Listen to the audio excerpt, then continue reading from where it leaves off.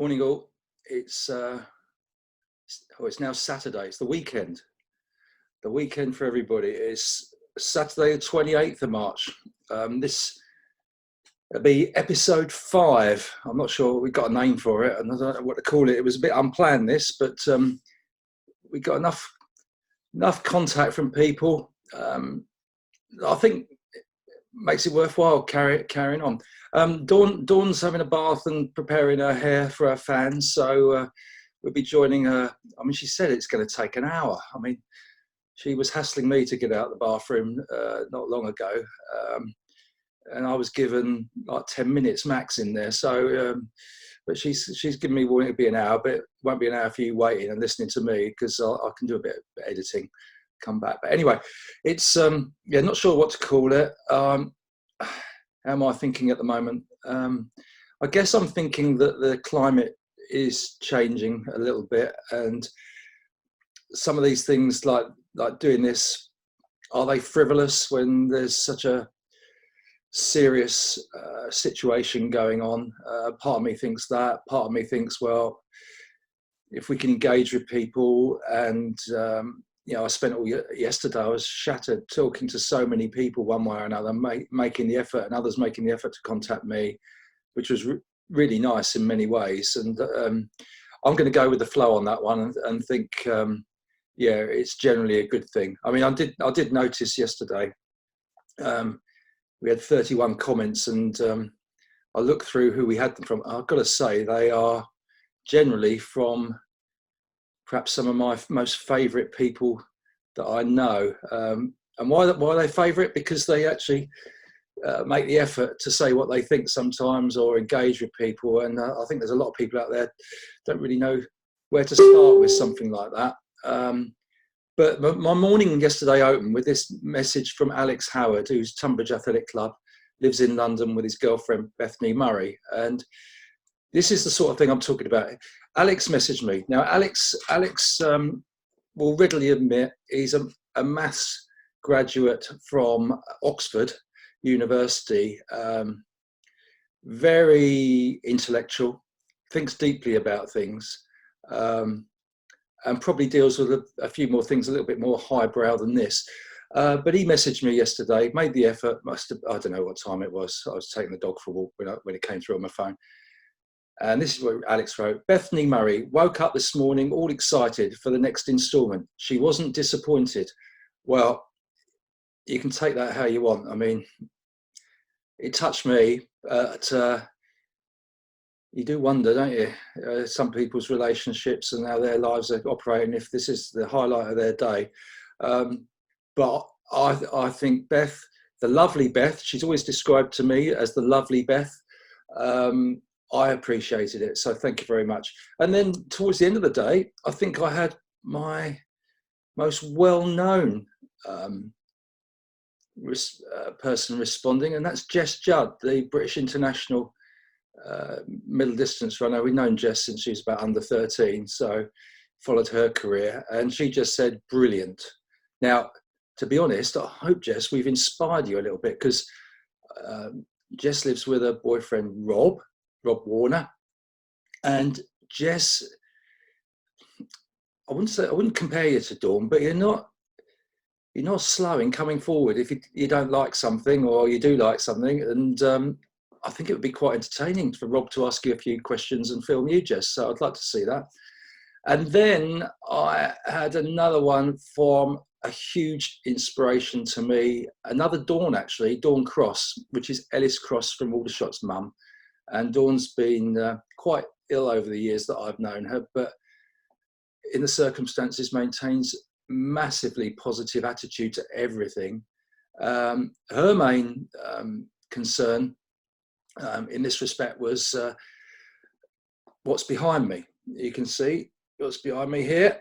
She said, I love that you've tidied the cupboard. And in fact, I have adjusted the cupboard this morning, because doing this, I mean, probably got the same clothes on as yesterday, but I'm trying to not wear them more than 2 days in a row. But you will see I've put 3 books. One's called The Ghost Runner. One of my favourite books ever. It is about our sport of running. It's about John Tarrant. And if you get a chance to read it, it's quite an emotional read, but a great insight into running back in the 60s and life back in the 60s. I really enjoyed it. The next one, which I dug out of my little library, which is in the tidy cupboard behind, is called The Chimp Paradox by Steve Peters. It gives you methods to deal with all sorts of situations. So it's how to play mental mind games with yourself and perhaps bring some control in your thought processes. So that's good. And the last one is by Bob Smith.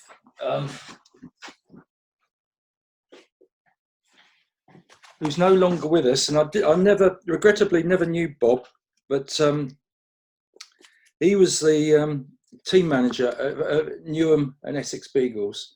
And they had huge success with Bob as the team manager, and it's called Getting the Buggers to Turn Out. And you know, I do a lot of that. In fact, the buggers at Tunbridge are pretty good. They do turn out.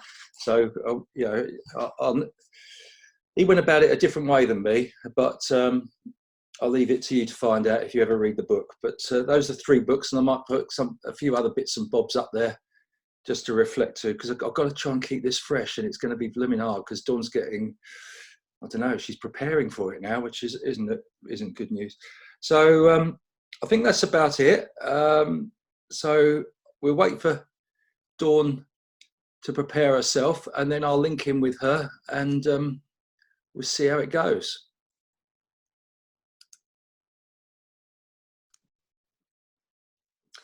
Right, it's now I make it 5 to 9, so I think Dawn is almost ready. It's a bit like waiting for Beyonce to come on stage, or somebody like that, perhaps Mariah Carey. She hasn't had a hissy fit yet, but yeah, I think she's prepared. Got no idea what she looks like after all her preparations in the boudoir. So hopefully we'll connect shortly.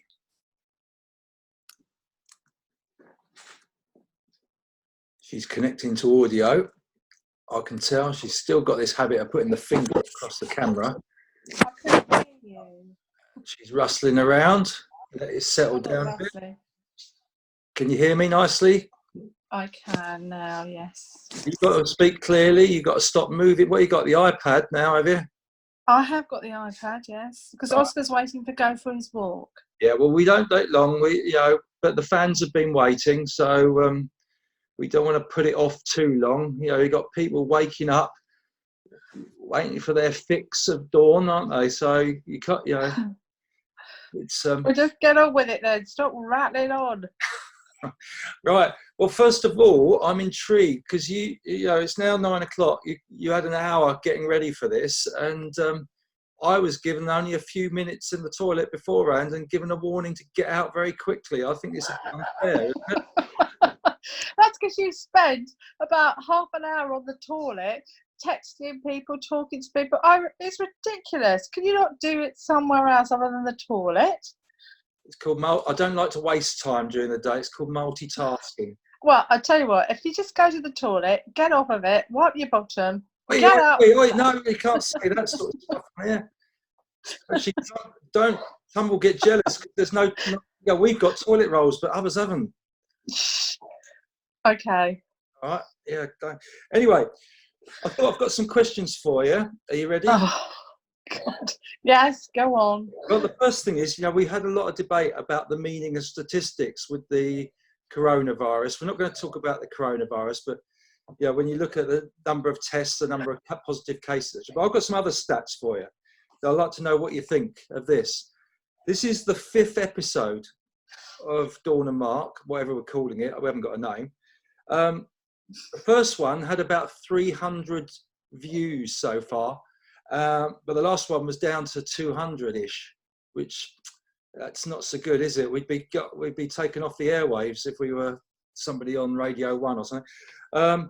But I thought about it, and the first one lasted 2 days, and the others have only been 24 hours, so that's perhaps not so bad. So it depends which way you're looking at it. The comments are holding up strongly, though, getting a lot of positive feedback. So how would you interpret those stats, that the comments are holding up and the viewing figures are going down? Nothing to worry about. Is that it? Yeah, that's the only comment I've got. Why are you worrying your head about whether someone's watching a video or not? I really don't care. Okay. Well, it's whether we bother to do it. You see, I don't want to upset people by not doing it, but at the same time, I want to bore people. I do think it's whether it's funny or not. You see, so yeah, maybe we're getting a bit boring. So on that, what are your tips for making living with each other bearable for a couple? Separate rooms. We have got separate rooms. Far as away as possible. Send him out for a walk with a dog. Go separately. I don't know. I mean, it depends on the couple. Yeah, but we're experienced at this, aren't we? Because we're not much different from a normal day, really. I think occupy yourself doing something constructive rather than just sort of sitting around watching TV. I think you can get very bored very quickly. So find something to do is the answer, isn't it? I mean, I like going out in the garden. You don't. And mind you, you've in the past dug up all the flowers and left the weeds, so you're not allowed in the garden any longer.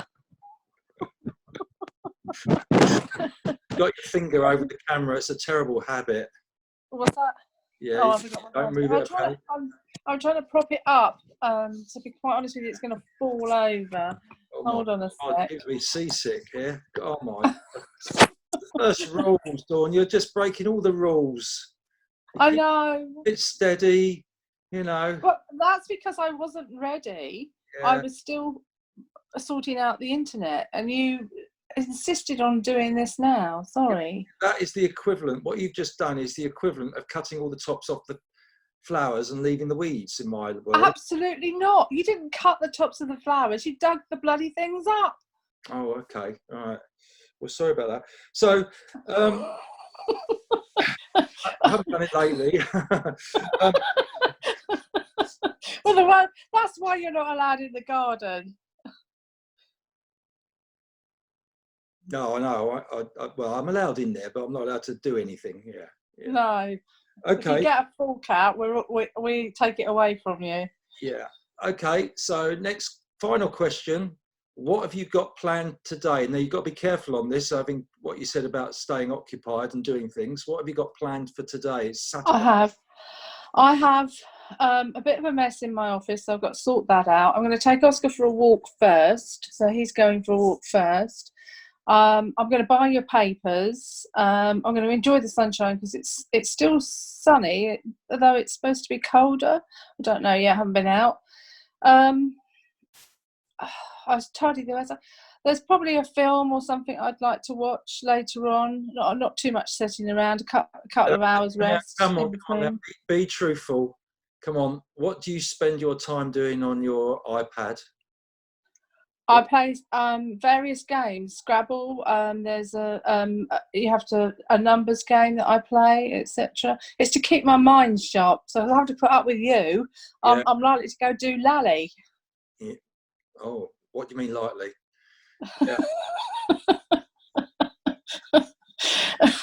Okay, Doug. We'll let you get on with the. Thank you. I've got the ironing to do as well. So yeah. I mean, do you want to do some ironing? Well, no. Just for the viewers, my secret is wear the same stuff regularly, and these t-shirts that I get, they just need washing, don't they? They don't need ironing. No. Find something you can wear that doesn't need ironing. It's a big plus, isn't it? This is why people think you're scruffy, because you can't iron. No. Okay. Well, thanks very much, and enjoy your walk. See you later. I will. See you later. Bye.